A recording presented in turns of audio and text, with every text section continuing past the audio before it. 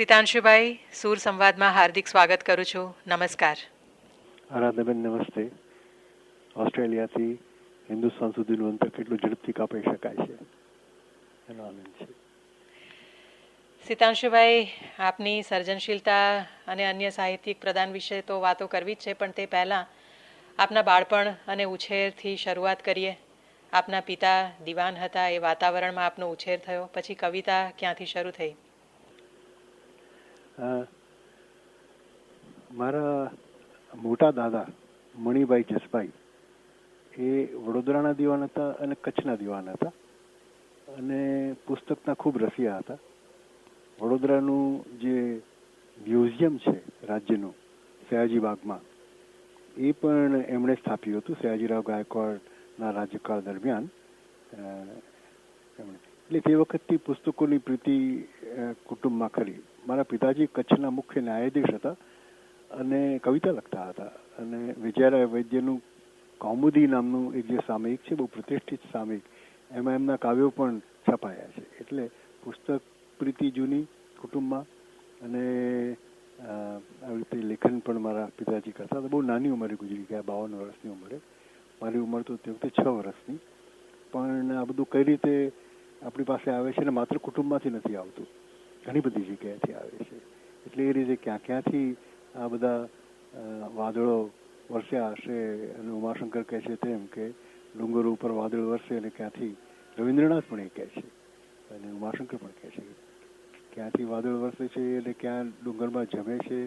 આખો પણ કહે છે બાહેર દિશે નગ કોરડા માહે ભર્યા જળના ઓરડા. આપણા બધાની અંદર આ જે જળ આવે છે તે ક્યાંથી આવે છે? અનેક જગ્યાએથી. બાળપણના કંઈક સંસ્મરણો હશે, ઉછેર સમયના ઘરનું વાતાવરણ કેવું હતું? અમારા પિતાજી કચ્છના મુખ્ય ન્યાયાધીશ હતા, એટલે અમારું મોટું ઘર હતું કે 72 રૂમોનું. ગૌશાળા પણ હતી, તાજું દૂધ પીવા પણ જઈએ સવારે, અને ઘરમાં કેદીઓ કામ કરવા આવે ત્યાં આગળ. એટલે એ કેદીઓને સાંકળ પણ પહેરાવી રાખી હોય તો એ ખડખડાટ પણ, કારણ કે થોડું ભયનું પણ વાતાવરણ થાય બાળક માટે, એ પણ જોયું. અરબની ચોકી ઘરમાં, તે લોકોના કાવાની સુગંધ પણ એ હજી છે. એ સ્મૃતિ જુદી જુદી રીતે જળવાઈ રહે છે જુદી જુદી વ્યક્તિઓમાં. કોઈને કર્ણગોચર કાનથી સાંભળ્યું હોય તો યાદ રહે. મોટાભાગના લોકોને જે સૂંઘ્યું હોય તે સુગંધની સ્મૃતિ રહે. મારી પણ છે. અને આ બંને કેદી અને અરબ અને ન્યાયાધીશ, અને એ ન્યાયાધીશથી કેદી અને અરબ એ એની અદબ રાખે, આ બધું વાતાવરણ જાણે અજાણે મનમાં જમ્યું હશે. જી.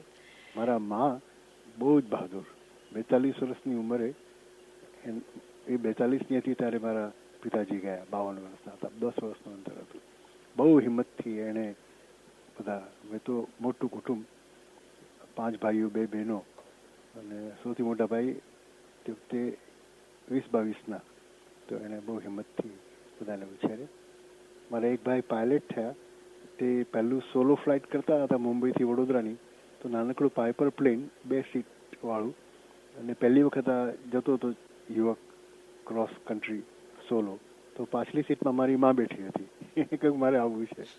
તો આવી જાતનું એક કુટુંબનું ભર્યું ભાદર્યું અને હિંમતવાળું ને આવું વાતાવરણ જીવવા મળ્યું. પછી પ્રથમ કાવ્ય ક્યારે સ્ફુર્યું? પહેલું કાવ્ય કયું હતું એ યાદ હશે? એટલે પહેલા જે પદ્યકૃતિ રચાઈ તે મારા પિતાજી પોતે 52 વર્ષની ઉંમરે ગુજરી ગયા 1947માં. તે વખતે મારી ઉંમર 5-6 વર્ષની. તો સ્કૂલમાં ભણતો તો 10મા ધોરણમાં.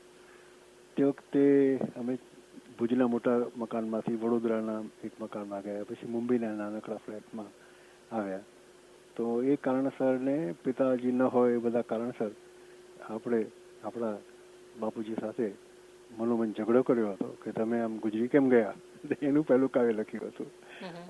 આજે એક વિનોદ થાય, પણ હું કલ્પી શકું છું કે 10મા ધોરણમાં ભણતા છોકરાને કંઈક મનમાં વસમું લાગ્યું હશે, મૃત્યુનો ખ્યાલ આવ્યો હશે, વિયોગનો ખ્યાલ આવ્યો હશે, અને એક ઇન્ટેન્સ પદ્ય રચના કરી હતી. સીતાંશુભાઈ, આપના સર્જનો માટે આજે અનેક વિશેષણો વપરાય છે. સરરિયાલિઝમ, આધુનિક કવિતા. આપ આ વિશેષણોના સંદર્ભે આપના સર્જનોને કેવી રીતે મૂલવો છો આજે?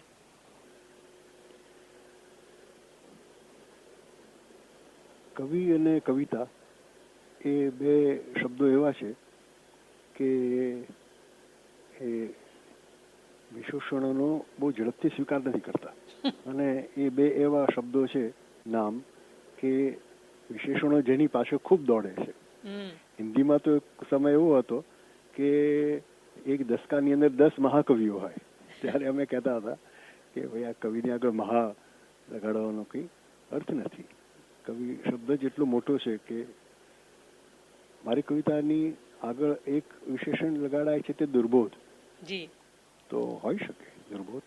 હવે એ શું કોને માટે દુર્બોધ છે એ કેટલો રસનો વિષય છે. દાખલા તરીકે મારો દીકરો કમ્પ્યુટર સાયન્સનો મોટો એન્જિનિયર છે અને એ મેથેમેટિશિયન છે. એટલે ગૂગલની જે ઉપલી જે 100 જણાની ટીમ છે તેમાં એ સિનિયર સાયન્ટિસ્ટ છે. એનું પુસ્તક છે તે મારા માટે દુર્બોધ એટલે કેટલું બધું દુર્બોધ લાગે છે, કારણ કે મારી કોઈ સજ્જતા નથી એની ભાષા સમજવાની. એટલે એ દુર્બોધતાની વળી જે અતિશય સુબોધ હોય તેનાથી ચેતવું પણ જોઈએ, કારણ કે એમાં આપણે જે જાણીએ છીએ તેની સાથેનો તાળો મળી જાય છે. તો ઘણા કાવ્યો એવા આવે છે, ઘણી કૃતિઓ સાહિત્યની એવી હોય છે, કલાકૃતિઓ પણ, કે આપણા મનમાં જે બેસી ગયું હોય તેની સાથે તાળો મળી જાય. તો આ તાળો મેળવતી કવિતા એ ચેતવા જેવી વસ્તુ છે. સરિયલિઝમમાં મને બહુ રસ નાનપણમાં. મારો પહેલો કાવ્ય સંગ્રહ છે તે વર્ષો આખા આંધ્રપ્રતો ના કાવ્યો કે નવલકથા કે સાલોદુદાલેલા ચિત્રો ને એ બધું, અને ફ્રોઈડનો ખૂબ વાંચ્યો હતો. અને એટલે મનના અગોચર વિસ્તારમાં જવાનું એક સાહસ એની સાથે જોડાયું હતું. પણ એ કોઈ ક્રીડ નહોતું મારું, કોઈ મારી માન્યતા નહોતી, એક સાહસ હતું. અને જ્યારે સાહસની જગ્યાએ એક કન્ડક્ટેડ ટૂર આવી જાય ત્યારે તો તકલીફ થઈ જાય. એટલે એ મેં કોઈ દિવસ ન કર્યું. તરત જ મિથ તરફ, કારણ કે આખી પ્રજાના અગોચર મન તરફ લઈ જાય છે. અને પછી સામાજિક વાસ્તવ તરફ, કારણ કે એ આજનું અગોચર છે. તો આખો કહે છે તો અભિનવો આનંદ આજ અગોચર ગોચર હવું. એ મને લાગે છે કે આખો બધા જ કવિઓ, બધા સર્જકો કે બધા માણસ માટે કહે છે કે અગોચરને જ્યાં જઈ ન શકાય તે ગોચર, ઇન્દ્રિયો જ્યાં જઈ ન શકે, આપણે જ્યાં જઈ ન શકીએ એને ગોચર કરવું. એટલે કે ઇન્દ્રિયોને સુલભ કરાવી આપવું. અધ્યાત્મની વાત નથી કરતો, ગોચરની વાત કરે છે, ઇન્દ્રિયોની વાત કરે છે, બુદ્ધિથી જવું, સમજણથી જવું એની વાત કરે છે. જ્ઞાની કવિ હતો, મને બહુ પ્રિય છે. એટલે સરિયલિઝમ હોય કે ઓડિસીસનું હલેસુમાં, કે મિથ હોય જટાયુમાં, કે વખારની અંદર એક કલેક્ટિવ અનકોન્શિયસ હોય, સોશિયલ અનકોન્શિયસ હોય, કે એના પછીના કાવ્યોમાં, તો આ બધું એક સાહસ સફર છે. અને એમાં ક્યાંય અટકવું કયા સાહસિકને ગમે? મને નથી ગમતું. આપ મુખ્યત્વે અછાંદસમાં વ્યક્ત થાઓ છો. ગઝલ ગીત પ્રત્યેનો આપનો રોષ કહું કે અભાવ ખૂબ જાણીતો છે. આની ભૂમિકા થોડીક સમજાવશો? આરાધબેન, તમારી સાથે વાત કરવાની પણ ખૂબ મજા આવે છે, કારણ કે તમે બરાબર જાણી કરીને સવાલ પૂછો છો. Thank you. એટલે મારો રોષ કો કવિતા પ્રત્યે છે, નહીં કે ગઝલ પ્રત્યે. જી. પણ ગઝલની અંદર અને આગલા તબક્કામાં હાઇકુની અંદર એમાં, અને હિન્દીમાં તો દુહાઓ ઉપર પણ એટલું બધું અતિલેખન થાય છે. કારણ કે પેલો તાળો મેળવેલો પ્રાસનો એ બહુ સહેલો છે, અને થોડું ચબરાકીયું કર્યું એટલે ચાલ્યું. એટલે મુક્તક હોય કે દુહા હોય કે ગઝલ હોય કે હાઇકુ હોય, એમાં કુકાવ્યો બહુ મોટા પ્રમાણમાં રખાય છે, કારણ કે એ દેખીતી સરળતાવાળા કાવ્ય પ્રકારો છે. પણ મારો રોષ તો અને મારો વિરોધ ભારે એ તો કુકવિતા તરફ છે. છાંદસમાં પણ ઘેલા કાઢે કોઈ કે છાંદસ કવિતાની અંદર પણ, એટલે કે માત્રા અક્ષરમેળ છંદોની અંદર પણ, શ્રીકરણી મંદાક્રાંતા વગેરેમાં પણ, એમાં ઉમાશંકર કહે છે તે સુરેશ જોશી કહેતા હતા તેમ પદ્ય દેહે વિચરતા નિબંધો લખતા હતા ઘણા બધા. એટલે કે આગે આમ છાંદસ પણ અંદર કોઈ કવિતા ના હોય, નિબંધો લખતા હોય. આ બધી જ ખરાબ કવિતા માટે જેવો બળવંતરાય ઠાકોરને રોષ હતો, જેવો સુરેશ જોશીને રોષ હતો, તેવો મને રોષ છે કુકવિતા તરફ. અને જે સાહિત્ય સ્વરૂપો છેતરામણી સરળતા ધરાવે છે એમાં આ કુકવિતા ઘણી વધારે લખાય છે. એટલે ગીતો તો મેં ઘણા લખ્યા છે, નાટકોમાં તો ઘણા ગીતો લખ્યા છે, એટલું જ નહીં પણ છાંદસ કવિતા પણ છે. એટલે કે માત્રામેળ, પ્રેમાનંદ વગેરે વાપરતા હતા. તેમાં નરસિંહનો પ્રિય ઝૂલણા તો મારો આખો એક નાટક જાગીને જોવું તો એ, અથવા તો નકામો માણસ છે નરસિંહ મહેતા, એવું એનું બીજું શીર્ષક છે. ઉત્કર્ષ મજમુદાર અદભુત રીતે ભજવે એ આખું ઝૂલણા છંદમાં છે. જટાયુ કાવ્ય આખું માત્રામેળમાં છે અને અનેક બીજા કાવ્યો માત્રામેળમાં છે. અને ટકોરાબંધ માત્રામેળ છે. એટલે છાંદસ પણ ટકોરાબંધ જ હોવો જોઈએ, એનો અંદરનો લય હોવો જોઈએ. તો આ રીતે છંદ, છાંદસ, માત્રામેળ, અક્ષરમેળ આ બધા માટે મને તો બહુ લગાવ છે. આપે કહ્યું છે કે કવિતા લખવી અને કવિ હોવું એ બે જુદી બાબત છે. આપ એસ્થેટિક્સ સૌંદર્ય શાસ્ત્રના અભ્યાસુ છો. કવિતા બની એવું ક્યારે લાગે? તને જોઈ જોઈ તોય તું અજાણી, એમ રાજેન્દ્ર શાહ કહે છે ને, તેવી છે કવિતા. એ થોડીક બનતા બનતા અટકી જાય છે એટલે બીજી કવિતા લખવાનું મન થાય. ચિત્રકારોને પણ એવું થતું હશે. વિવર્ણિકા જેવું ચિત્ર ચિત્ર્યા પછી પણ પિકાસોને લાગ્યું હશે કે હજી કંઈક ચિતરવાનું બાકી છે, એટલે એણે બીજું ચિત્ર ચિત્ર્યું હશે. થોડોક અધૂરપનો ભાવ એ માણસને જિંદગી સાથે જોડેલો રાખે છે, નહીં અનુરાધા? આ એ રીતે આખું એક કવિતાની સાથે, પોતાની કવિતા સાથે બહુ માવજત કરો, ખૂબ માવજત કરો. છાપી ના નાખો તરત. લખ્યા પછી પોતાની નોટબુકમાં રહેવા દો, વાંચો, બે ચાર મિત્રોને વંચાવો, જુઓ કે એ આમ સારું છે એમ તો કહે છે, પણ એના ચહેરાના ભાવ કેવા છે, શરીર કેમ હાલે ચાલે છે, તો જરાક અંદાજ આવે કે આમાં કઈ જગ્યાએ શું ખૂટે છે. મને શરૂઆતના વર્ષોમાં ઉમાશંકર અને નિરંજનભાઈ ભગત એમની પાસે કવિતા વાંચવાની એટલી મજા આવે. રાજેન્દ્ર શાહ પાસે તો અમે દર અઠવાડિયે કવિલોકમાં મળીએ અને એમની કવિતા સાંભળીએ, બીજાની સાંભળીએ, પોતાની વાંચીએ. એટલે આ એક આ કવિતાની કોડ એટલે કે વર્કશોપ ઓફ પોએટ્રી એ હંમેશા ધમધમતી રહેવી જોઈએ. સીતારામભાઈ, વર્ડ્સવર્થની poetry is a spontaneous overflow of powerful feelings વાળી વિભાવના, અને બીજી તરફ આધુનિક એટલે પોસ્ટ મોડર્ન કવિતા જે ક્યારેક સામાન્ય વાચકને બુદ્ધિની કસરત જેવી લાગે. આ બંને શું બે છેડાઓ છે? વર્ડ્સવર્થની અંદર જ બે છેડા છે. એની તમે લાંબી જે પ્રસ્તાવના છે તેમાંથી બહુ સરસ કોટેશન આપ્યું કે spontaneous overflow of powerful feelings. એ જ પ્રસ્તાવનાની અંદર ઇમોશન્સ રિકલેક્ટેડ ઇન ટ્રાન્ક્વિલિટી એવી વ્યાખ્યા આપે છે. આ બંને છેડા સતત હોવા જોઈએ.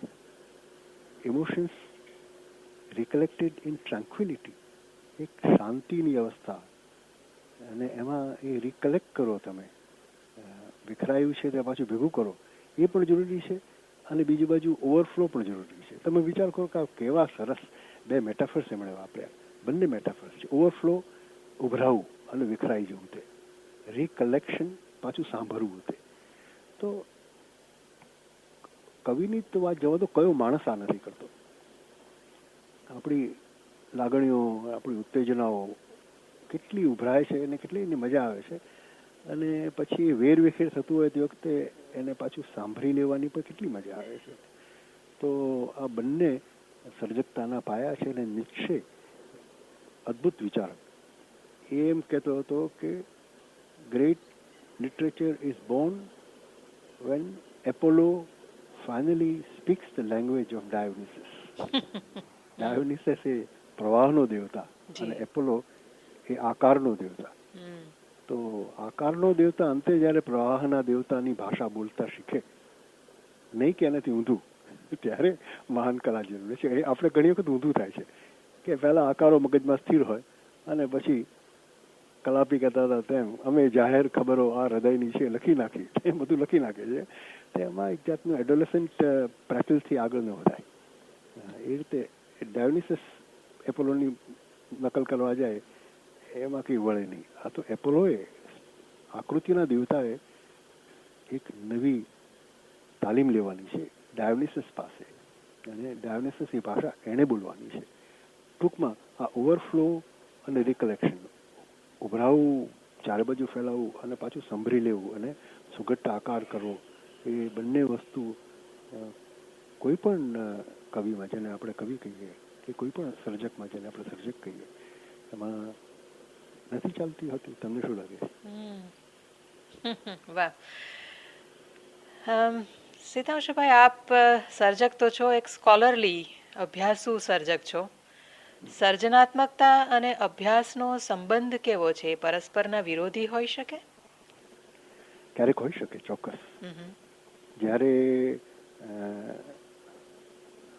તમારી સમજણ તમારી સાહસિકતાને કુંઠિત કરે તે વખતે એ સમજણ કામ નથી લાગતી. પણ જ્યારે એ સમજણ તમારી સાહસિકતાને ઉત્તેજન આપે ત્યારે જે પરિણામ આવે તે સ્પોન્ટેનિયસ ઓવરફ્લોમાં નથી આવતું.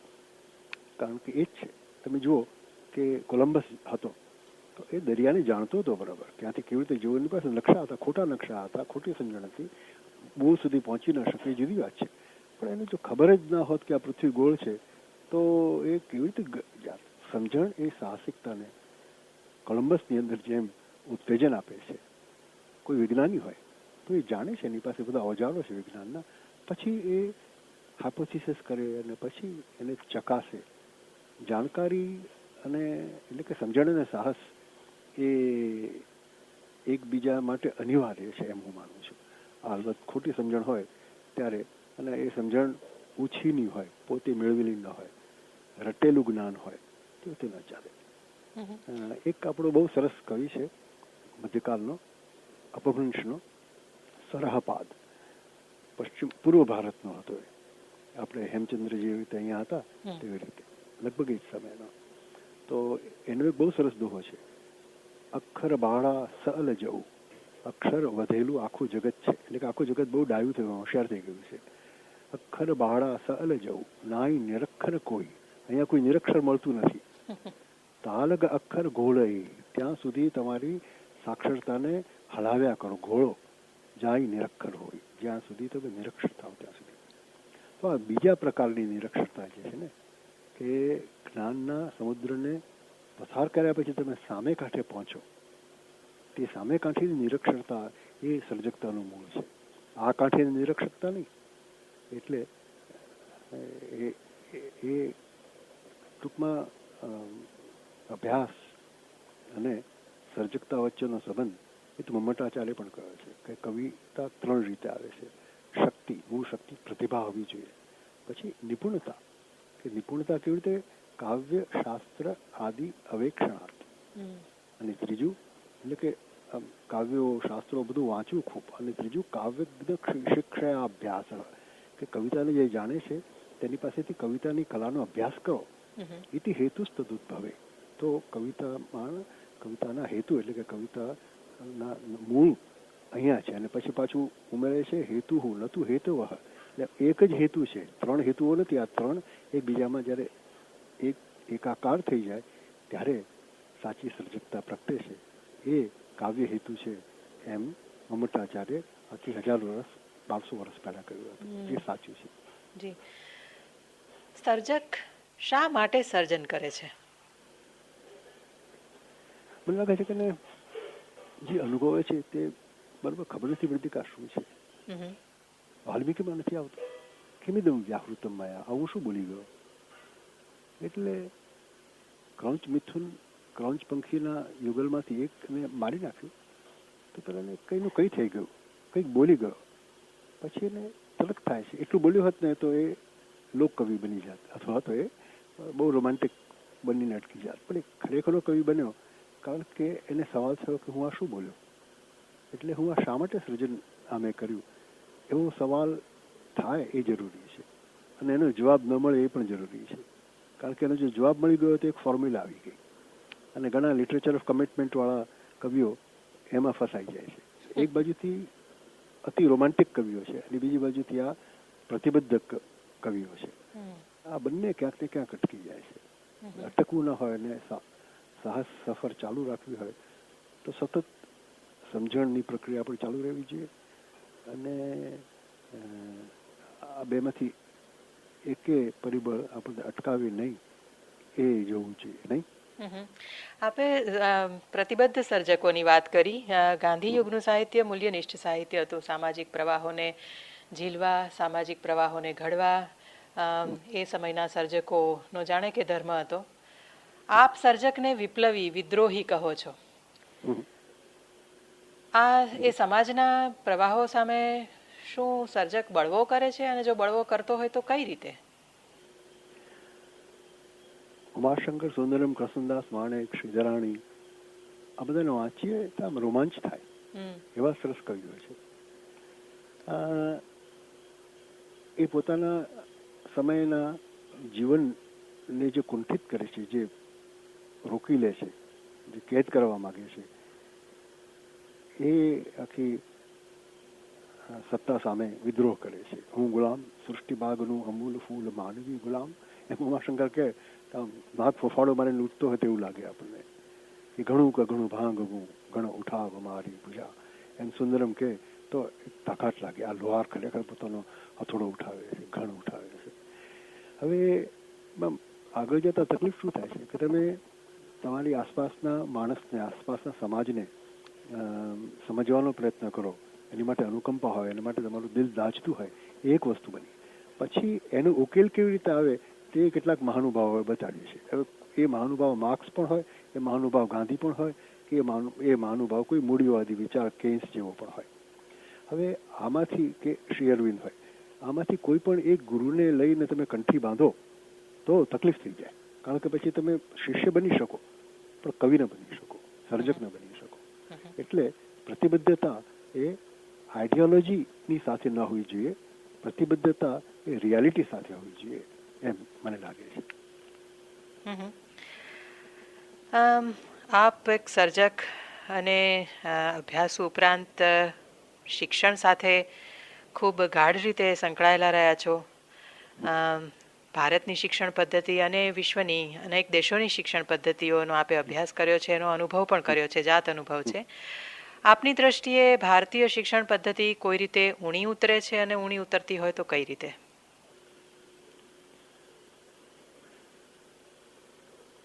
ભારતના માસ્ટર્સ ડિગ્રી લેવી અને અમેરિકામાં પીએચડી કરવું, એના જેટલું ઉત્તમ કોમ્બિનેશન મેં જોયું નથી. કારણ કે આપણું જે શાળાનું, સ્કૂલની અંદર જે રીતે આપણે ભણાવીએ છીએ, આપણે બાળ મંદિરો જે રીતે ચાલે છે, બહુ સરસ છે. અત્યારે હવે હમણાંના સમયમાં થોડું અંગ્રેજીનો મોહ થયો છે, અને અમારે ત્યાં એક મને પકડી લઈ જાય બધું ઇનોગ્રેશન માટે. કે અમારે વડોદરામાં એક ભાઈ મને પકડી લઈ ગયા કે મારી સ્કૂલનું ઇનોગ્રેશન કરી નાખો. કરી નાખીએ, ચાલો. કઈ સ્કૂલ છે તમારી? એટલે કે સેન્ટ મીરા. લોકો સેન્ટ મેરી, કે ના સેન્ટ મીરા. લોકો સંત મીરા, કે ના સેન્ટ મીરા. તો આ જે થયું છે આપણે ત્યાં સેન્ટ મીરા સ્કૂલો જો ખુલી ગઈ છે ચારે બાજુએ, નથી તો હિન્દુસ્તાનની કે નથી તો પશ્ચિમની. એ મુશ્કેલી હમણાં સર્જાય છે, પણ બાકી તો ગીજુભાઈનું ગુજરાત છે. અને નાનાભાઈની શાળાઓ, કોલેજો છે, અને ડોલરા માકડની યુનિવર્સિટી છે કે ઉમાશંકરની, અને આખા ભારતમાં એવું છે. જાદવપુર યુનિવર્સિટી જુઓ, બધે ખૂબ સરસ યુનિવર્સિટી છે. મને એમ લાગે છે કે શરૂઆતનો અભ્યાસ આપણે જ કરવો જોઈએ. અને હમણાં થયું છે એવું કે શિક્ષણનું વેપારીકરણ હિન્દુસ્તાનમાં કંઈ કમનસીબે 2-3 દશકાઓમાં તો એટલું તો વકર્યું છે કે જાણે કેન્સરનો રોગ આમ અણધાર્યો પકડાય ને પછીથી વશમાં ના રહે. અને ક્યાંક કોઈ એક અંગનું કેન્સર થયું હોય તે માંડ વટાડો ત્યારે બીજા અંગમાં કૂદકો મારે, એવું કેન્સર આ વાણિજ્યનું આપણી વિદ્યા સંસ્થાઓને લાગુ પડી ગયું છે અને ચારે બાજુ પ્રસરે છે. તો એવી પરિસ્થિતિમાં એનું પણ આપણે રક્ષણ કરવું જોઈએ, આપણી રીતનું. હું ગુરુકુળની જ વાત નથી કરતો, 19મી સદીના આપણા શિક્ષણશાસ્ત્રીઓ કે 20મી સદીના શિક્ષણશાસ્ત્રીઓની પણ વાત કરું છું. પણ એકંદરે મને લાગે છે કે અમેરિકાની અંદર જે લાઇબ્રેરીઓ છે, જે સગવડો છે, જે સેમિનારો છે, જે શિક્ષક અને વિદ્યાર્થીઓ વચ્ચેનો રેશિયો છે, અને જે રીતે અધ્યાપકોની નિમણૂક થાય છે, આ બધું જોતા પોસ્ટ ગ્રેજ્યુએટ અભ્યાસ અમેરિકામાં કરવાની ખૂબ મજા આવે. અમેરિકાનો જે અંડરગ્રેજ્યુએટ અભ્યાસક્રમ છે, અને ખાસ કરીને સ્કૂલોમાં જે છે, ચોકી જેવા એટલું ખરાબ છે. કઈ એ લોકોને વાંચતા નથી આવડતું, સ્કૂલોમાંથી પસાર થઈ જાય છે તો પણ ગણિત નથી આવડતું, કોઈ શિસ્ત નથી. એક પ્રકારની સ્વતંત્રતાનો જે ખોટો ખ્યાલ છે, તેથી અમેરિકાની સ્કૂલ અને અંડરગ્રેજ્યુએટ કોલેજો મોટાભાગની એ બહુ દયનીય પરિસ્થિતિમાં છે. ત્યાં તો આપણે પડવું નહીં, પણ કોઈક કારણસર એ લોકોમાં એટલું કવચ છે કે પોસ્ટ ગ્રેજ્યુએશન અને ડોક્ટરેટ બહુ સરસ રીતે કરાવે છે. તો આ બંનેનો લાભ લેવાની આપણને તક છે હિન્દુસ્તાનીઓને, તો બહુ સારું એમ થાય તો. આપે અગાઉ વાતમાં ચર્ચામાં નરસિંહ મહેતા નાટક વિશેનો ઉલ્લેખ કર્યો, એ તંતુ ફરી પકડવો છે. ગુજરાતીમાં નાટકો બહુ ઓછા લખાય છે. આપના નાટકો ભજવાયા, સફળ થયા, ખૂબ યાદગાર પણ બન્યા. આપે અનેક પ્રકારના નાટકો આપ્યા, રૂપાંતરો આપ્યા છે, રેડિયો નાટક, અન્ય ભાષામાંથી અનુવાદો પણ કર્યા, અને નરસિંહ મહેતા જેવું આખું અલગ અંદાજથી લખાયેલું નાટકો છે. નાટ્ય લેખનની પ્રક્રિયા વિશે થોડું કંઈ કહેશો? એમાં અમને ડોક્યું કરાવશો? એનો નકશો મનમાં કઈ રીતે રચાય, અને પછી કોઈક પડકારો પણ આવે ખરા? નાટક લખતી વખતે કવિતા લખવાનું બંધ કરી દેવું જોઈએ, નાટક લખતી વખતે વાર્તા લખવાનું બંધ કરી દેવું જોઈએ, નાટક લખતી વખતે નાટક લખવાનું ચાલુ કરવું જોઈએ. તો નાટક લખવાનું આ વિશેષ શું છે? તો સૌથી પહેલા તો એક વસ્તુ તમને દેખાવી જોઈએ. તકતો તમે આંખ મીચો ને તમારી નજર સામે પડદો ખોલવો જોઈએ. એ કેટલી ઝડપથી ખુલે છે અને એ ખુલે તે વખતે કંઈક દેખાય છે કે કેમ, એ બધું તમે સતત દેખાવું જોઈએ. એટલે સૌથી પહેલું તો એ જાતે જોઈને નાટક કરવું જોઈએ કે કયું તમારું પાત્ર ક્યાંથી દાખલ થશે, ક્યાં જશે, કેવી રીતે ચાલશે. જો 10 ફૂટ એને ચાલવાનું હશે મંચ ઉપર, તો એ કેટલી મિનિટ લાગશે એને?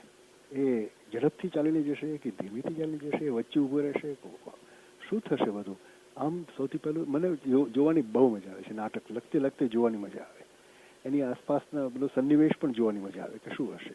અને પછી જ્યારે કોઈ દિગ્દર્શક એનાથી જુદો સન્નિવેશ કરવાનો પ્રયત્ન કરે તો સાથે ઘણી ચર્ચાઓ પણ થાય કે આમ નહીં કરો ને તેમ નહીં કરો. એટલે બધા એમ કહે કે નાટક તમે લખો છો ને તમારી રીતે જ ભજવો છો, તમે દિગ્દર્શકને છૂટ નથી આપતા. હું કહું કે દિગ્દર્શકની સાથે હું મૈત્રી કરીશ પણ તાબેદારી નહીં કરું. એટલે કારણ કે મેં નાટક જોઈને લખી છે, સૌથી પહેલું તો એ. બીજું કે નાટક કાનથી સાંભળતે લખવું જોઈએ.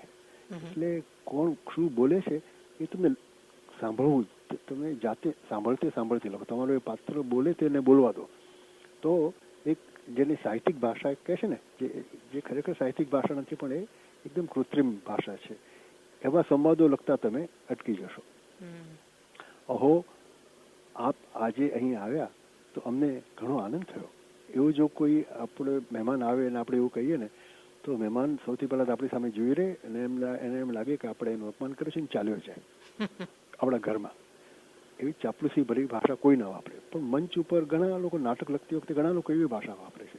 આ તો એક ઉદાહરણ આપ્યું, પણ જોજો તમે તો સાંભળતે માણસ કેવી રીતે બોલે, જુદી જુદી પરિસ્થિતિમાં કેવી રીતે બોલે, ઝડપથી બોલે, ધીમેથી બોલે, ઊંચે સ્વરે બોલે, નીચે સ્વરે બોલે, અટકીને બોલે, ત્રુટક થઈ જાય. આ જે બધું છે, પ્રવાહ જોરદાર ચાલે, સાંભળવાની એટલી મજા આવે પાત્રોના. એટલે કે પાત્રોને ચાલવા દો, પાત્રોને બોલવા દો.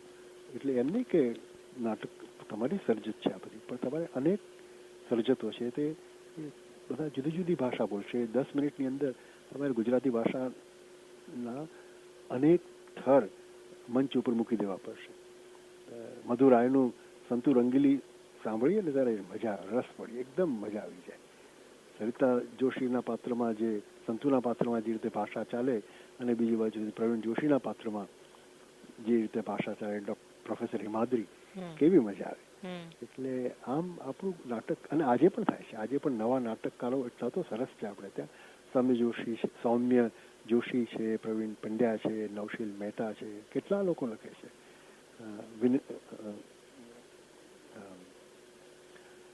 શુક્લ આપણો છે, ઘણા બધા લખે છે, સરસ સરસ લખે છે.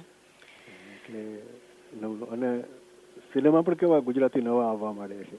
બહુ આનંદ થાય છે કે પેઢી પછી પેઢી શોધક પ્રવૃત્તિમાં પડી છે અને આ અભિનય કલાને પોતપોતાની રીતે એ લોકો આગળ વધારે છે. વિનીત શુક્લની વાત. વિનીત શુક્લ. ગુજરાતી વિવેચન ક્ષેત્રે પણ આપ સક્રિય રહ્યા છો સીતાંશુભાઈ. આજના ગુજરાતી વિવેચન વિશે આપના અભિપ્રાયો જાણવા છે.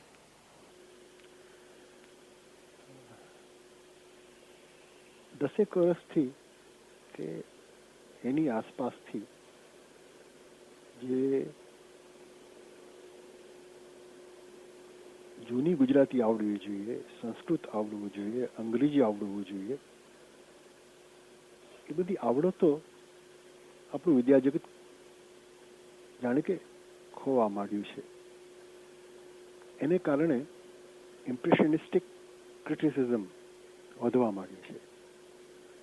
આ મનમાં વાંચીને જે છાપ પડી તે છાપ લખી નાખવી એનું નામ વિવેચન નથી. પછી એ છાપ સવળી હોય કે અવળી એથી કંઈ ફેર નથી પડતો. તમે મૈત્રી વિવેચન કરતા હો કે એકદમ કડકાઈથી વિવેચન કરતા હો તેથી કંઈ ફેર નથી પડતો. મૂર્તિ સજ્જતા વિનાનું સંસ્કૃત, પ્રાકૃત, અપભ્રંશ, જૂની ગુજરાતી, અંગ્રેજી અને અંગ્રેજી દ્વારા કે સીધી રીતે પણ આ તો કેટલો નવો યુગ છે. તમે બધા તો કેટલી બધી ભાષા જાણતા હશો. તો એ બધું જાણીને પછી વિવેચન કરવું એટલે વિવેચનની સાધના એ કવિની સાધના કરતાં વધારે કપરી છે અને એ આ રીતે કરવી જોઈએ. ઓછી થાય છે પણ હેમંત દવે દાખલા તરીકે કેટલો સરસ વિચારક છે, ખૂબ જાણે છે. ડેકન કોલેજમાં એણે અભ્યાસ કર્યો હતો. હવે અહીંયા સરદાર પટેલ યુનિવર્સિટીમાં ઇતિહાસના અધ્યાપક છે, ખૂબ જાણે છે. રાજેશ પંડ્યા છે, સરસ વિવેચક છે. એટલે નવા પ્રમાણમાં નવી પેઢીમાં પણ અત્યારે તો મને બે યાદ આવ્યા, બીજા પણ હશે તો સરસ કામ કરે છે આ બધા. પણ એકંદરે જે ગુજરાતી વિદ્યા જગત છે, આટલી બધી કોલેજો, આટલા બધા પ્રોફેસરો, તો એના પ્રમાણમાં આપણને આમ કાલિદાસ માટે કહે છે કેમ કે એક આંગળી એ ગણી અને બીજી આંગળી અનામિકા થઈ જાય, કારણ કે ત્યાં કોઈનું નામ લેવાનું મન ન થાય. એવી પરિસ્થિતિઓ સારી નહીં. એટલે વિવેચનમાં આપણે વધારે કરવું જોઈએ. એને જ કારણે આ કુકવિતાનો વિરોધ કરીએ છીએ ત્યારે કહે છે કે તમે ગઝલનો વિરોધ કરો છો. એટલે ગઝલનો વિરોધ નથી કરતા, કુકવિતાનો. કોણ કવિતા શું નહીં એની વિશે સતત ગડમથલ થવી જોઈએ. તેને બદલે વાહવા કેટલાને થઈ, મુશાયરામાં કેટલા છવાઈ ગયા, લોકાભિમુખ કેટલા થયા, અને પછીથી આવે કે તમે લોકાભિમુખ નથી, તમે લોકોથી દૂર લઈ ગયા કવિતાને. અરે કવિતાને લોકોને કવિતાની નજીક લાવવાના છે અને એને માટે પ્રજાની રુચિનું ઘડતર કરવું જોઈએ. ચુનીલાલ મડિયા તો આખું સામયિક જ રુચિ નામનું ચલાવતા હતા. એટલે અને એવા અને વ્યાપકપણે વંચાતું હતું.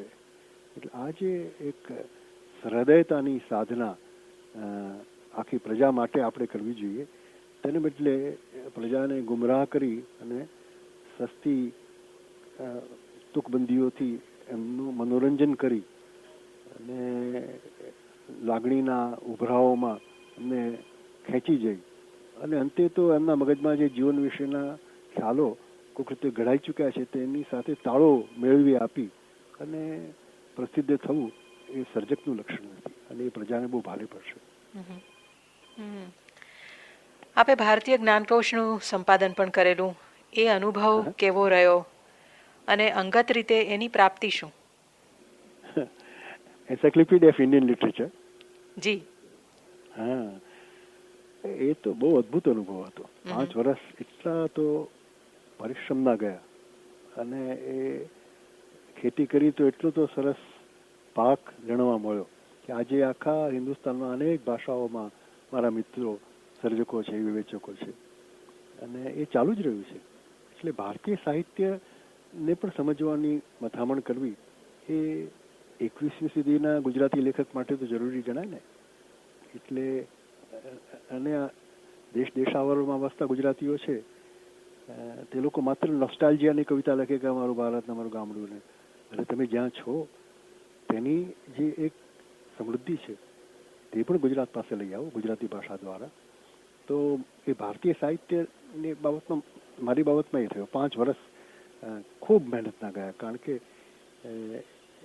બહુ જબરજસ્ત મોટું સાહિત્ય છે અને અત્યારનું પણ, એટલે પ્રાચીન મધ્યકાલીન તો જવા દો પણ વર્તમાન તો એ બધા લેખકોને મળવાનું થયું, ખૂબ બધે ફરવાનું થયું. હમણાં જ પાછું અસમ જવાનું હતું, હમણાં જ પાછું ત્રિવેન્દ્રમ જવાનું છે, તો ત્યાંના લેખકોને મળીએ. અસમિયા કવિતા ઉપર પણ મેં એક વ્યાખ્યાન આપ્યું, તે લોકોને પણ ગમ્યું. ખરે આ તો વાંચી કરીને આવ્યા છે લોકો કે સરસ કવિતા છે તો વાંચી છે, અનુવાદો પણ મળે છે, એ સારું છે. તો એ રીતે એન્સાઇક્લોપીડિયા ઓફ ઇન્ડિયન લિટરેચરનો અનુભવ બહુ સારો રહ્યો. સીતાંશુભાઈ, આપને અનેક સાહિત્યિક સન્માનો પ્રાપ્ત થયા છે, સાહિત્યલક્ષી સન્માનો, સાહિત્યલક્ષી સંસ્થાઓ, અને એ સંસ્થાઓના સંચાલન વિશે આપ શું કહેશો? આપ પોતે પરિષદ, અકાદમી જેવી સંસ્થાઓમાં ખાસ સક્રિય રહ્યા નથી આટલી લાંબી કારકિર્દી દરમિયાન. આરાધનાબેન, એ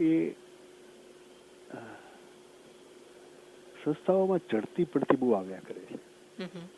એ પશ્ચિમ પાસે આપણે કદાચ શીખવા જેવું છે, ખાસ કરીને યુરોપ પાસે, કે સંસ્થાને વ્યક્તિ નિરપેક્ષ કેમ બનાવી. હાના આરેન્ડ જેવા વિચારક લો તો એ અંગત અને બિનંગતને કેવું સરસ રીતે છૂટું પાડી આપી શકે છે. અથવા તો ઓડેન જેવો કવિ હોય તે કેવું સરસ કહે છે કે private faces in public places are better than public faces in private places.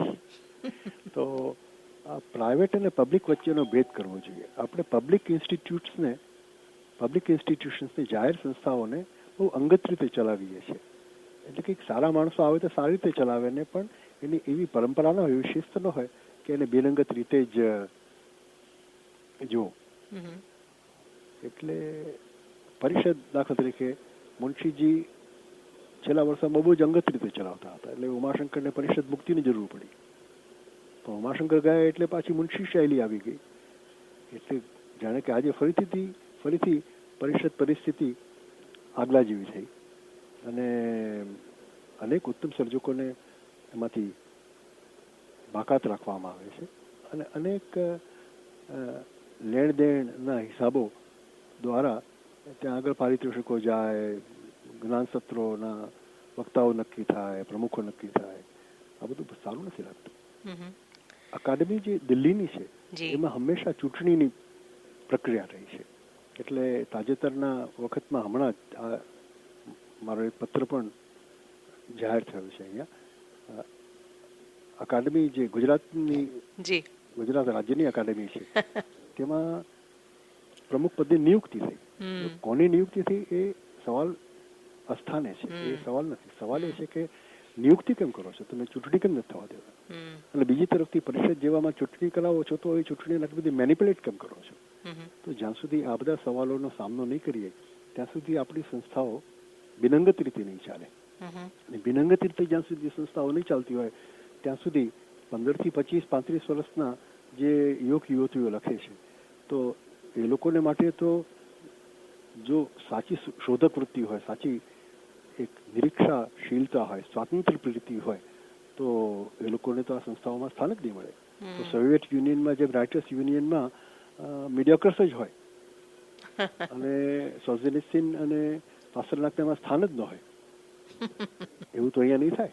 એ ડાબેરી વિચારસરણી હોય કે જમણેરી વિચારસરણી હોય, આ વિચારસરણીઓને અને આ અંગત સ્વાર્થો આપણા સાહિત્યકારોના એ નામના અને પૈસાના આ સ્વાર્થોને જો આ સંસ્થાઓ વશ થશે તો એ સારું પરિણામ નહીં આવે આખી પ્રજા માટે. દિલ્હીની સાહિત્ય અકાદમી ચૂંટણીથી ચાલે છે, તેથી જ એની સ્વાયત્તતા જળવાઈ રહી શકી છે. જે લલિત કલા અકાદમી અને સંગીત નાટક અકાદમી દિલ્હીની જ અને આપણી પણ એમાં એ નથી. એટલે પછી કોઈના ઈશારે એ ચાલે. આપને એટલે એ પોતાને રીતે જ્યારે હા સોરી એટલે ઉમાશંકર કહેવાય નકશા હુકમ ઇમારત ચલે વૃક્ષ ચલે નિજ લીલા. તો આપણે સર્જકતાની ઇમારત જેવી કરી નાખવી છે કે વૃક્ષ જેવી નિજ લીલાથી ચાલતી કરવી છે એ પ્રજાએ નક્કી કરવાનું છે અને એમાં પ્રજાએ જોડાવાનું છે. આઘરું છે ને આ સહેલું છે અને આ લોકાભિમુખ છે ને એ જાતની ચર્ચાઓ ન થવી જોઈએ. પણ સાહસિકતા શું છે, સર્જકતા શું છે, સ્વાતંત્ર્ય પ્રીતિ શું છે અને મહેનત ક્યાં છે એ બધું ચર્ચાવું છે. એ રુચિ ઘડતર છે પ્રજાનું રુચિ ઘડતર કર્યા કરીશું તો આ સંસ્થાઓ બધી નરવી રહેશે. આપણે પોતાને જ્યારે કોઈક સન્માન મળે જાહેર થાય ત્યારે અંદર કેવા ભાવ જાગે? સારું લાગે. સન્માન થાય તે વખતે તો એક સામાજિક વૃત્તિ છે માણસની કે પોતાની આસપાસનો જે સમાજ છે તે કહે કે ના તમે સારું કામ કરો છો તો મહેનત કરી લેખે લાગી એવો સંતોષનો ભાવ થાય અને બહુ સારું લાગે અંદરથી.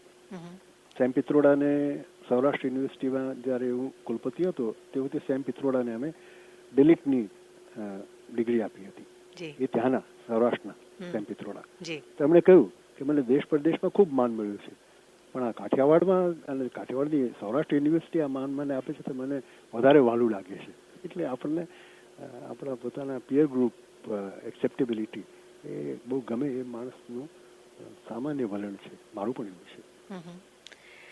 આપણે સંસ્થાઓની વાત કરી એમાં ફાર્બસ ગુજરાતી સભા એક અપવાદ છે જેમાં આપ વર્ષોથી ટ્રસ્ટી છો, એના સામયિકનું સંપાદન સંભાળો છો. ફાર્બસ સભાનો જનસંપર્ક પ્રમાણમાં ઓછો કેમ રહ્યો છે?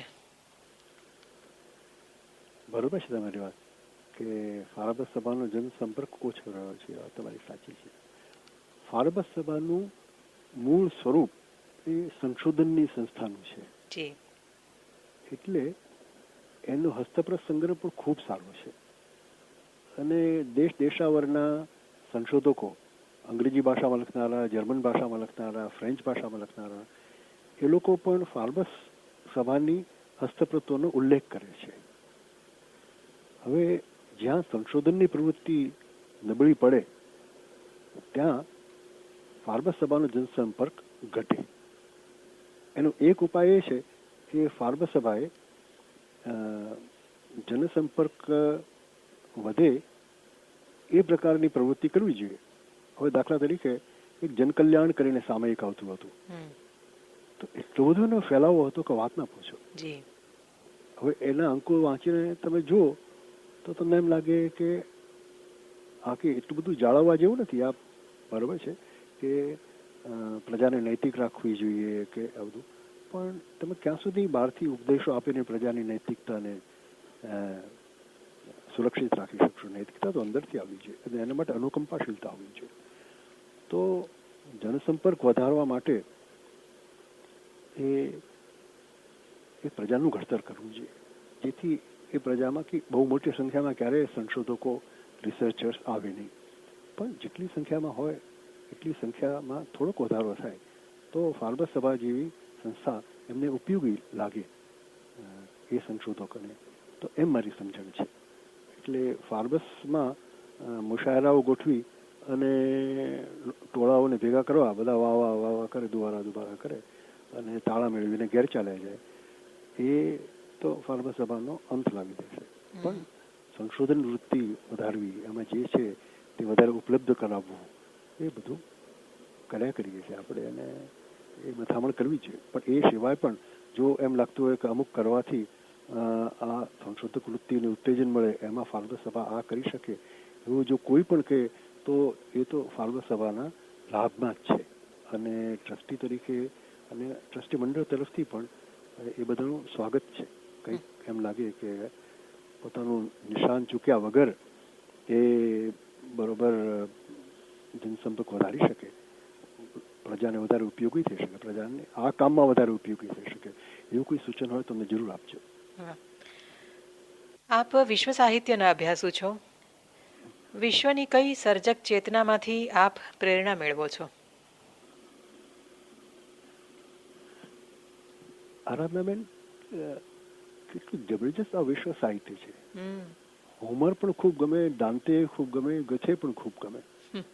અને પછી બોડલેરને વાંચીએ, મલારમેને વાંચીએ, પછી એલિયટને વાંચીએ, રિલ્કેને વાંચીએ, કાફકાને વાંચીએ. આપણને થાય કે આ દરેક માણસ કેટલી જુદી જુદી રીતે જીવનને સમજવાનો પ્રયત્ન કરે છે અને માણવાનો પણ પ્રયત્ન કરે છે.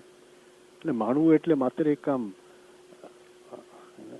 રોમાન્ટિક રીતે નહીં. કાફકા પણ જીવનને માણતા હતા, વેદના પણ માણી શકાય. તો રાણા પ્રતાપ જે વખતે લડતા હશે તો એમને કેટલી મજા આવતી હશે, ગવાતા હશે તોય મજા આવતી હશે એમને. નાગશંકર ઠાકરનું તો એક નાટક છે મરી જવાની મજા.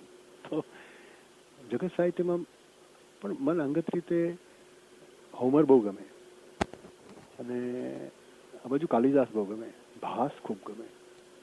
મધ્યકાલીન સાહિત્ય છે એ પણ બહુ સરસ. કાનડદે પ્રબંધ વાંચો તો રૂવા ઊભા થઈ જાય, નરસિંહ વાંચો તો આમ તરબોળ થઈ જાય, આખો વાંચો તો લાગે કે વધારે પડતા લાગણીવશ ન થઈ જવું અને બરાબર ચકાસીને જોવું. જગત સાહિત્ય આપણું નિરંતર ઘડતર કરતું રહે એ જરૂરી છે.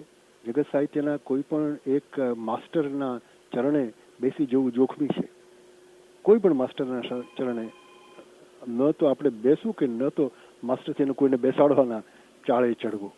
એટલે સમાનતાની જે ભાવના છે એ રીતે જગત સાહિત્યના મહાન સર્જકોને સમાદરપૂર્વક, એક હેતપૂર્વક અને છતાંય એક સમાનતાની ભાવનાથી વાંચવા, કાલિદાસને પણ, ભાસને પણ, તો બહુ મજા આવે. એ લોકોને કદાચ એ લોકોને એટલે કૃતિઓ છે તો કૃતિઓ પણ વધારે ઉઘડે. એ કૃતિઓને પણ વાંચવાની એ જ રીત છે, સંશોધક વૃત્તિથી, નહીં કે પૂજન વૃત્તિથી. એટલે આપણે જે પોથીઓની પૂજા કરવાનું છે બધા જ ધર્મોમાં એ બરાબર નથી. ચોપડી કોઈ ધર્મગ્રંથ ઉપર હાથ રાખીને તમે કહો કે હું સોગંદ ખાઈને કહું છું, તો મને ઘણી વખત થાય કે ન્યાયાલયોમાં પણ એવી પ્રથા હોવી જોઈએ કે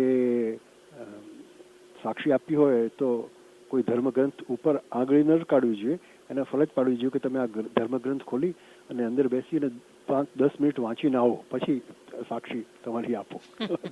ધર્મગ્રંથો ઉપર, ક્લાસિક્સ ઉપર, કે વિશ્વ સાહિત્યની મહાન કૃતિઓ ઉપર આવી રીતે ઉપરથી હાથ મૂકીને પાછા ન ફરવું જોઈએ, પણ ખોલી ખોલીને વાંચવું જોઈએ. અને સમાનતાની ભાવનાથી એના અનેક અર્થો છે. આપણા સમયમાં એનો અર્થ કયો ખોલે છે, આપણી પરિસ્થિતિમાં એનો અર્થ કયો ખોલે છે, એની મથામણ કરતાં કરતાં વાંચવું જોઈએ. એની મજા કંઈક ઓર જ છે.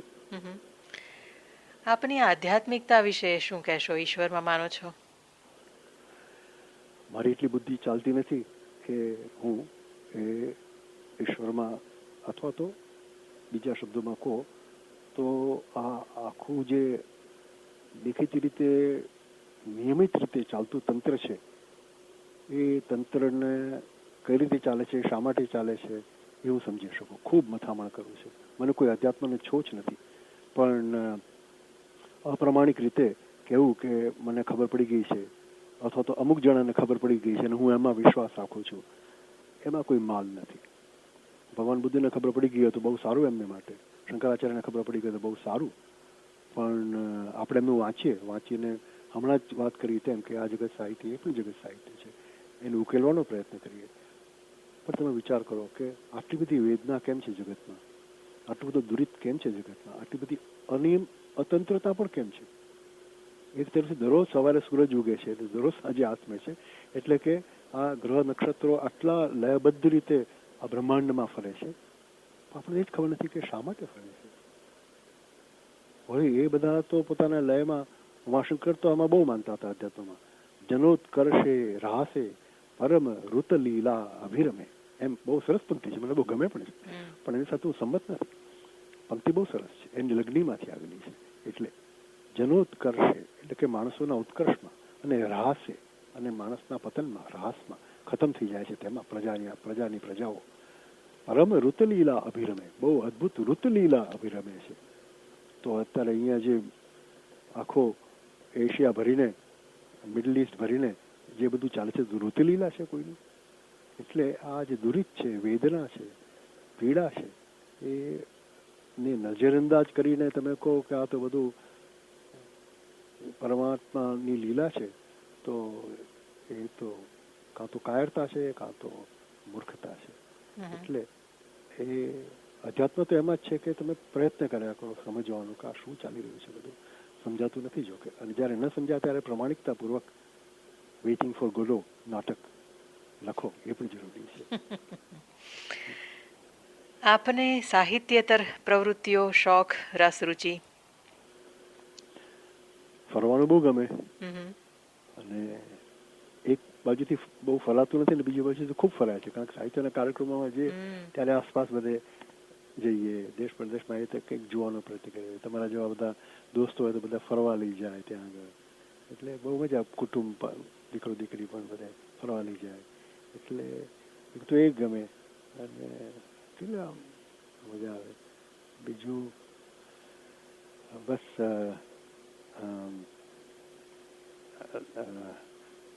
દીકરીને ઉછેરવી ને એને એની જે બધી શક્તિઓ છે તે પ્રગટ થાય અને એને મજા આવે જીવનમાં, એ માટે મથામણ કરવી, એ પણ અમારી બંનેની આખા કુટુંબની અમારી એક બહુ મનગમતી પ્રવૃત્તિ છે. અને સામે બાજુથી એ પણ અમને એટલું જ આપે છે, કારણ કે એ કુટુંબનો ભાગ છે, એટલે એ પણ જે રીતે જીવે છે અમારું એ ઘડતર થાય છે, અમને મજા આવે છે. એટલે આ જે વિપાશાના મા બાપ, ભાઈ ભાભી, ભત્રીજા આ બધા છે, કઝિન્સ, માસીના દીકરા દીકરીઓ, બધા મામાસીમાં કાકા, એટલે એમ એ પણ એક રસનો વિષય છે. જીવન કેવી રીતે ચાલે છે બિલકુલ આપણી પોતાનું, એમ એબ્સ્ટ્રેક્ટ નહીં, આપણે પોતાનું જીવન કેમ ચાલે છે એની મજા છે આખી. આપને ગુજરાતી કવિતાનું ભાવિ કેવું લાગે છે? બહુ સારું લાગે છે, ખૂબ સરસ લખે છે કવિઓ. નવા કવિઓ કેવા સરસ લખે છે, અને જૂના કવિઓ કેવું સરસ લખી ગયા છે. સવાલ એ છે કે એ નવા કવિઓએ જૂના કવિઓનું વાંચવું જોઈએ. એટલે આજે થોડો જે અભ્યાસનો અભાવ થોડોક વર્તાય છે. સરસ કવિતા લખતા હોય પણ પ્રેમાનંદ આખો કંઠે ન હોય, નરસિંહ આખો મોડે ન હોય, તમે કાનડે પ્રબંધ વાંચ્યું ન હોય, નર્મદ, નવલરામ, એમ આખું જે આત્મસાત ન કર્યું હોય તમારું સાહિત્ય, અને પછી આગળ જતા ભારતીય સાહિત્ય અને આગળ જતા જગત સાહિત્ય, એટલે કેટલી મજા છે. મજા ચૂકી જતા હોય એવું લાગે છે ઘણા મારા અનુગામી સર્જકો, પણ એમની પાસે આખું જીવન પડ્યું છે. એટલે એ આવતીકાલે શું કરશે, આવતીકાલે કેવી સમજણ હશે, કોણ કહી શકે. માણસ જાતની ખૂબી તો એ છે, આ સુધી જે ન કર્યું હોય તો અચાનક જ એક આવતીકાલે કરી બતાડે, એને આપણને આશ્ચર્યચકિત કરી નાખે. આપણે રાહ જોઈએ છીએ કે સર્જકતા છે, એ સર્જકતાની સાથે સાથે આપ કેળવણી, આ રીતે સર્જક તરીકેની આપ કેળવણી મારા અનુગામી સર્જકો કેળવતા જ હશે, કદાચ મને ખબર નહીં હોય, પણ એની મને પણ ખબર પડે એમ મનમાં અરમાન છે. આપના સમગ્ર સર્જનો તરફ નજર નાખો આજે, તો કેવા ભાવ જાગે છે? કંઈ બાકી રહ્યું છે એવું લાગે છે? દરેકે દરેક કૃતિ પછી લખ્યા પછી એવો ભાવ થાય, અને આ વાસ્તવ અંદરનું ને બહારનું એક અઘાત છે. એટલા માટે જ અધ્યાત્મનો ઇનકાર હું કરું છું, કારણ કે એમાં કોઈકને દર્શન થઈ ગયું હોય તો આપણને પકડાવી દે કે આ બધું આમ છે, પણ મારે જાતે જોવું છે. એટલે નવા નરસિંહ મહેતા નાટક મારા આગલા નાટકો કરતાં સાવ જુદું છે, અને હવે એના પછી લખાશે તેનાથી સાવ જુદું હશે. કવિતામાં પણ એ રીતે. એટલે ઓડિસેસનું હલેસું, એની અંદર જે એક ઉગતી જુવાનીની મસ્તી હતી, તોફાન હતા, તે 75 વર્ષે પણ ચાલુ રહ્યા તો પછી રહી શકે કોઈ માણસને, એવું પણ હોય. પણ મને જુદું છે કે દર દશકનો જીવનનો અનુભવ અપૂર્વ છે. આપણને 25 વર્ષે જે અનુભવ્યું હોય તે 55 વર્ષે ન અનુભવી શકે, અને 75 વર્ષે જે અનુભવ્યું હોય તે પણ 55 વર્ષે ન અનુભવી શકે. દરેક દશકનો એક અદ્ભુત અનુભવ છે જીવનનો, અને એને ત્યાં સ્થિર રહીને માણવું જોઈએ. એટલે અહીંયા અને આજે એ બે શબ્દોનો મહિમા જો સમજાય તો મજા આવે. સિતાંશુ મહેતાને જો કોઈ જીવનના નિચોડ રૂપ સંદેશ આપવાનું કહે તો એ શું હોય? જીવનને બહુ નિચોડવું નહીં અને બધાને બહુ સંદેશો ના આપવો, આ બે કરવું. જીવનને નિચોડવાની જરૂર નથી, આમ જાતે વહે છે, જેટલું એને પ્રગટ કરવું તો કરે. આપણે એને મથી વિનવીએ કે જરા વધારે પ્રગટ થતા તો સારું. પણ એટલે એક કવિતા મને બહુ ગમે છે, બહુ થોડાક મિત્રોને પણ ગમી છે કે વેદના તું અંધ ના કર, વેદના તું નેત્ર દે. એટલે આપણને વેદના ઘણી વખત અંધ કરી નાખે છે, એને બદલે આપણને નજર જો આપે એટલે પેઇન થ્રેશોલ્ડ આપણે ઊંચો રાખવો જોઈએ. તામ તિતિક્ષસ્વ ભારત એમ ગીતામાં કહ્યું છે. તો તિતિક્ષા, પેઇન થ્રેશોલ્ડ, દુઃખ સહન કરવાની પણ ક્ષમતા, અને કોઈને તે વખતે બહુ દુઃખ પડે તે વખતે કશા ચરણે અને શરણે ન જવાની ટટારી, આ બધું મને તો મારા જીવનમાં બહુ ગમ્યું છે. એનાથી કંઈ દુખડા ઓછા નથી થયા, પણ એની મજા માણવાની એક ક્ષમતા પણ અંદરથી પ્રગટે છે. દરેક માણસે થાય છે. આપણને એમ લાગે કે આપણા દુખડા અદ્ભુત ને અદ્વિતીય છે, તો એ ભ્રમ છે. માણસને જુઓ અને જરા તમે સમજો તો કેટલો બધો આદર થાય. કોઈ પણ માણસને જુઓ તો, દરેકનો સંઘર્ષ છે, દરેકનો ઉત્સવ પણ છે. તો માણસ માત્રના જીવનોત્સવને અને જીવન સંઘર્ષને એક વિનયથી અને સંભાવથી જોઈએ તો એના જેવી જિંદગીની બીજી કોઈ મજા નથી. વાહ વાહ. સીતાંશુભાઈ, હા બોલો, સોરી. સિવાય કે આરાધનાબેન સાથે ઓસ્ટ્રેલિયાથી વાત કરવાની મજા. સીતાંશુભાઈ, આપે આપના સર્જનોથી, આપની વિદ્વત્તાથી ગુજરાતી વાङ्મયને જ નહીં પણ ગુજરાતી સંસ્કાર જગતને અનુપમ પ્રદાન કર્યું છે. તે બદલ આપને વંદન કરું છું. આવી રહેલા વર્ષોમાં આપ નિરામય દીર્ઘ આયુષ્ય ભોગવો એવી શુભકામના પણ કરું છું. આજે આટલો સમય કાઢીને મારી સાથે આ વાર્તાલાપ કર્યો તે માટે ખૂબ ખૂબ આભાર. તમે પણ આટલું બધું કરો છો ગુજરાતી માટે, ત્યાં બેઠા બેઠા આખા જગતને જોડો છો, એ માટે તમારો પણ ખૂબ આભાર. નમસ્તે.